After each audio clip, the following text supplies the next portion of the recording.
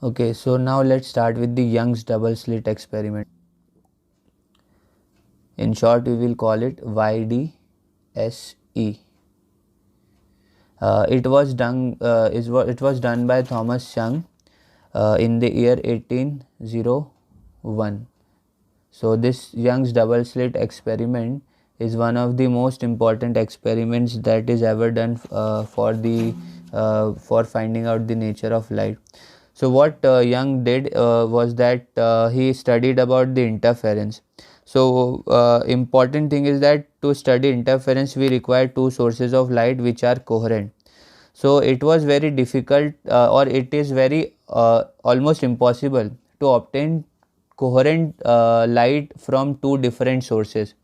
So what did Young do? He took only one source of light. Okay, he took only one source of light, and he incident that light from this one light source on a slit, okay, on two openings. So when the light wave reached this opening, so these two slits S1 and S2 acted like two sources, one here and one here. So these two sources gave the coherent light. Okay, so why did Young do this? It was almost impossible to obtain coherent light from two different sources, so he took only one source and he allowed the light from that one source to pass through two openings such that the light waves remained coherent. So let's say these are the two slits which act as two coherent sources. Now after this he introduced a photographic plate. Okay, he introduced a photographic plate. This photographic plate is special because whenever there is some light rays that is incident on this, then it gets illuminated. So in order to study the interference pattern, the Thomas Young took one source, passed it through two slits so that it became two coherent sources. Then the light waves from these two coherent sources, they travel, and these two waves interfered with each other in such a manner that at some places bright light was obtained, at some places bright light was obtained, and at some other places no light was obtained, that is constructive and destructive interference was observed by Thomas Young. Okay, if I draw the side view,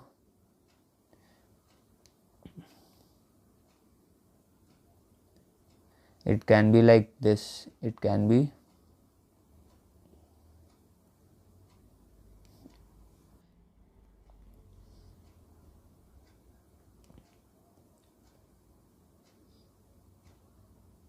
so this is a center. So a pattern like this was observed, or let me draw it here only,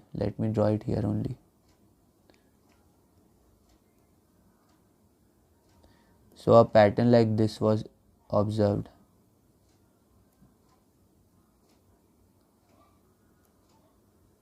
So there were some bright spots and there were some dark spots, and these are called maxima and minima.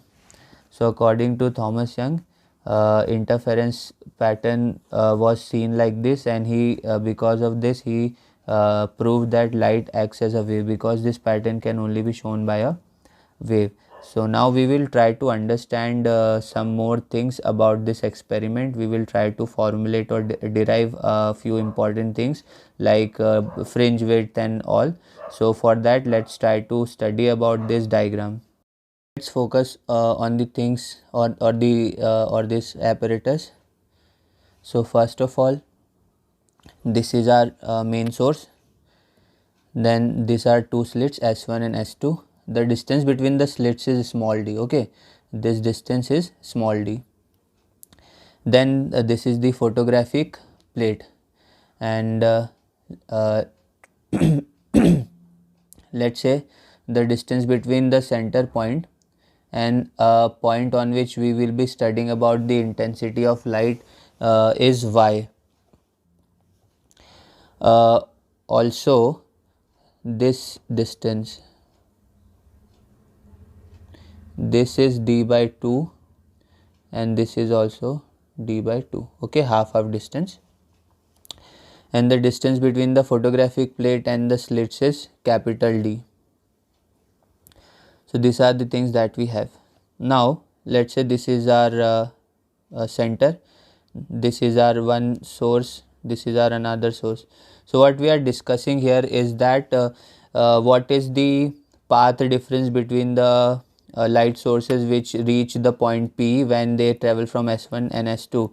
So you can clearly see that if you draw perpendicular like this, so this will be the path difference. This path is extra that this S2P has to travel. So S1P minus S2P is the path difference. Let's call this S1 and let's call this S2. So this will be our path difference. So we will discuss about the path difference, then the fringe width and everything.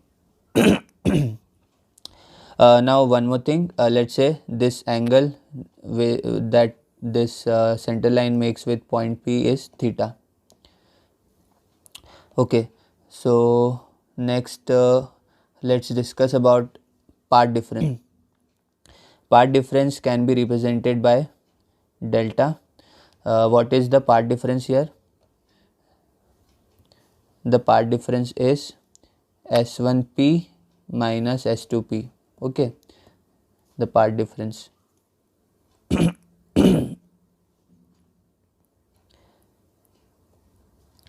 Now we need to find this. Okay, so in order to find this, we will use some geometry.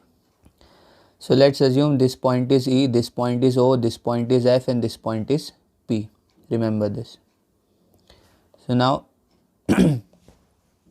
now you can easily see, first of all, that what is PF equal to and what is P equal to. So if you see here, this PF, it is equal to PO minus OF. Okay, so PO minus OF, and this PE is it is equal to PO plus OE, PO plus OE. Now let's put the values of this. So PO is equal to y, OF is d by 2. Again PO is y, OE is d by 2. So this is what we get. PE is y plus d by 2 and PF is y minus d by 2. Okay, PF is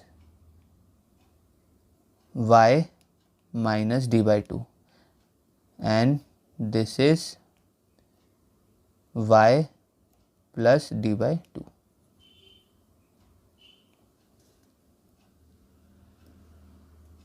This is y. So now we have PF and PE. After this, let's take the triangle S1 PE and triangle S2 PF. Okay, this triangle and this triangle. Okay, so once you see here, it will be quite by applying Pythagoras theorem, you will be able to see that S1 P square is equal to S1 E square plus PE square. Similarly here, S2 P square equal to D square S2 P square plus no, it can be written like S1 F square also, S1 F square plus FP square. So this will give you D square, and we know that what is PE, so y plus d by t whole square, and it will also give you d square plus y minus d by t square. Let's write it PF square. So now subtracting s1 p square by s2 p square, what you will obtain is d square plus y plus d by 2 whole square minus d square minus y minus d by 2 whole square. So d will get cancelled, and once you open this, what you will have, once you open this by applying the formula for a plus b whole square and a minus b whole square, you will obtain that it will be equal to 2yd. So s and this s1 a square minus b square formula can be used here, a plus b a minus b, like this. So it will be equal to 2yd. So ultimately we needed to find s1 p minus s2 p. So it will be 2yd upon s1 p plus s2 p. So delta comes out to be 2yd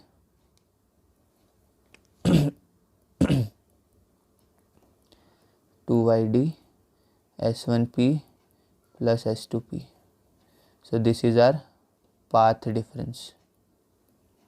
Now let's try to simplify it further, and let's assume that this p is very close to the center. So if that is the case, then we can assume that this let's say if p is very close, let's say this is s1, and let's say this is our center, okay. So let's say this is O, okay, and if p is very close to it, then we can say that this distance and this distance, okay, they will be approximately equal. So we can assume it to be d. We know that it will not be exactly d, but approximately it can be assumed to be d. So from here we can write delta equal to 2yd upon d plus d, assuming that s1 assuming that the point p is very close to the center. So delta will come out to be 2yd upon 2d. So finally what we will have, we will have delta or path difference equal to yd over capital D. So this is our final formula for the path difference. Now we will have two cases. One case for constructive interference or a bright fringe or maxima, okay. Bright fringe means the fringe means this these are fringes. This is bright fringe, this is dark fringe. So bright fringe or maxima, and in case 2 we will be discussing about dark fringe or minima. This is for maxima, this is for minima. So when do we get bright fringe and when do we get dark fringe? So whenever the path difference is even multiple of lambda by 2, that is 2n lambda by 2, we will have bright fringe. Understand, try to understand this. Let's say this is our wave and let's say this is our wave. So if the path difference between them is like this, or let's say our wave is this and another wave starts from here, so there is this path difference of lambda, okay. So whenever the path difference is lambda, okay, or even multiple of lambda by 2, it can be written like n lambda. So we will have a bright fringe. So ultimately we know that lambda is yd by d, so yd by d equal to n lambda, or from here y equal to n lambda d by d. Now for dark fringe, path difference must be odd multiple of lambda by 2, that is 2n minus 1 lambda by 2, or it can be let's put it only like this. So it will be yd by d equal to 2n minus 1 lambda by 2. So from here y will be 2n minus 1 lambda d over 2d. Now one important thing, here n can be 0, 1, 2, 3, okay, and here n can be from 1, 2, 3 and so on, because we are applying minus here. So this is the condition for bright and dark fringe, and by using the value for y we can find the location of the bright and dark fringe. Now let's introduce another term, or let's try to find the first, second, third bright and dark fringes. So let's say if n is equal to 0, then there will be central, this will be the central fringe, okay. N equal to 0 is the central fringe, so where it will come out, y will be 0. N equal to 1, y1 will be lambda d by d.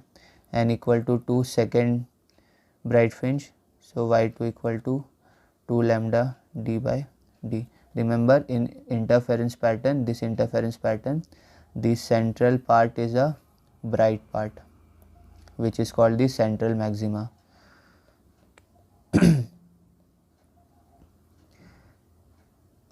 Now the similarly it will go on. Now here n equal to 1, and now you understand why we have not put n equal to 0, because n equal to 0 is for the central part, and at center only bright fringe is there.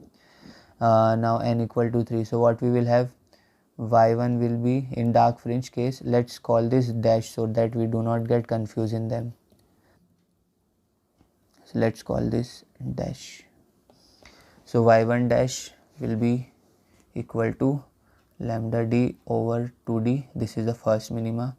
Y2 dash will be 3 by 2 lambda d over d, and third minima 5 by 2 lambda d by d, and so on, okay, and so on. So this is the location of bright and dark fringe. Now one important thing here, now we will discuss about the fringe width. So fringe width is the width of the dark or bright fringe, okay, this width, this width. Remember, all the dark and bright fringes will be having same width in interference pattern. So we will try to find the width of these fringes. So that is represented by beta, fringe width represented by beta. So in both the cases we will try to find the formula for fringe width. So it is quite according to our experiment, it is understandable that the fringe width will come out to be same for both dark and bright fringe, because we see that the width of bright and dark fringes are same. So how can we find the fringe width? So for finding the bright fringe width, we will do what? We will subtract the two nearby dark fringes, okay. To find the width of this bright fringe, what we will do, we will subtract this dark fringes, so that we will obtain this width. So we will subtract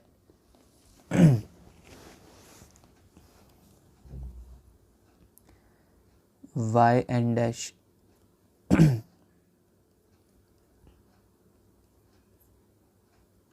with y dash n plus 1.